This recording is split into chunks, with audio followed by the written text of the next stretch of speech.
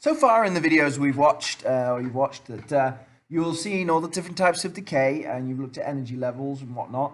Now we're going to look at something a bit more on kind of a large scale. Now take, for example, we have a number of atoms, or nuclei in this case. So this is a number of nuclei of a radioactive isotope. And what's going to happen is over time, these particles are going to decay. Now the thing is that this is what we call random and spontaneous.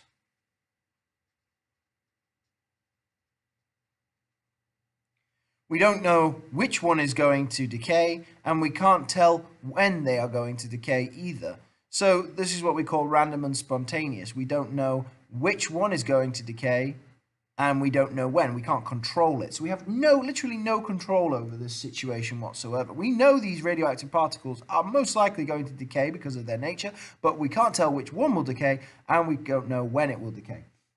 So what will end up happening is, this could be an alpha, beta, or a gamma emitter, or all three, or two, or of them. It could be anything. But what happens is that what will happen is it will decay, and it will give off its radioactive particle. And then this will decay, and it will give off its radioactive particle. Then this one will decay and give off its radioactive particle. Then this one. And it's really, really random, and we can't really tell what's happening here. I've just picked those at random. But there is a specific rate in which this will happen. And you may have heard of it before, and it's called half-life.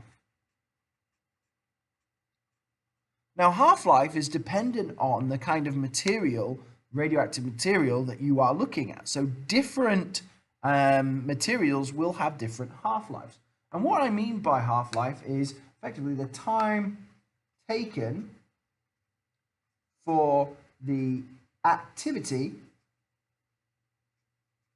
/ number of nuclei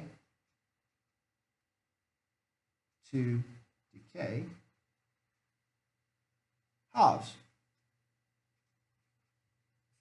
So the time taken for the activity or the number of nuclei to decay halves. So when you have half the number of nuclei, the time taken for that to happen is the half-life.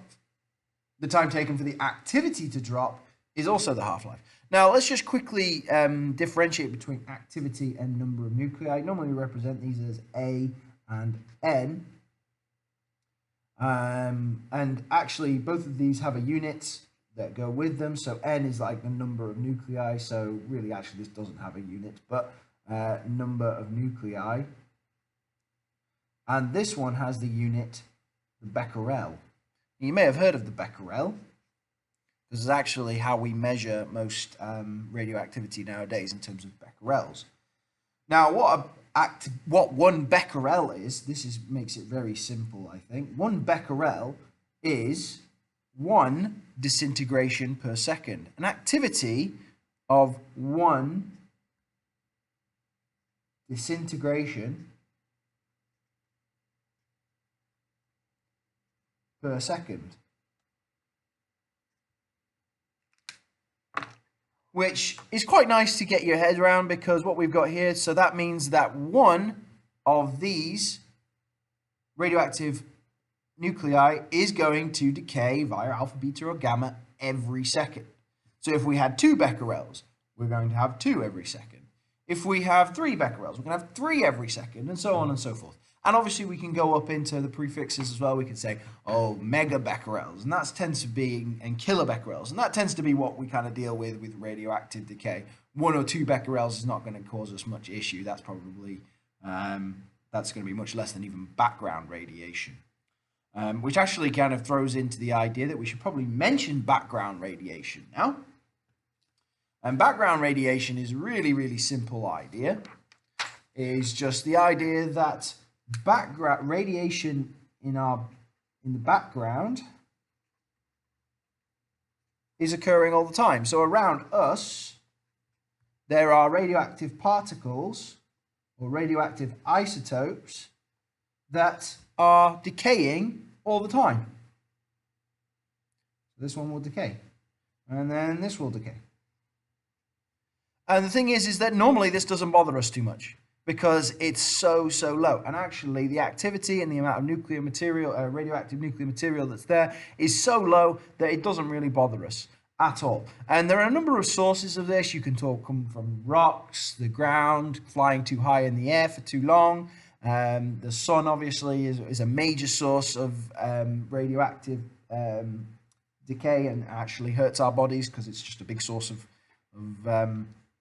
radioactive particles. So yeah, it comes from a number of different things. It comes from what you eat as well. Watch out for Brazil nuts. Brazil nuts are probably one of the most radioactive foods on the planet. Bananas, anything like that are radioactive, and actually you can get a pretty decent count from them on a Geiger-Müller tube, which hopefully you've already experienced. So background radiation is radiation that is around us all the time.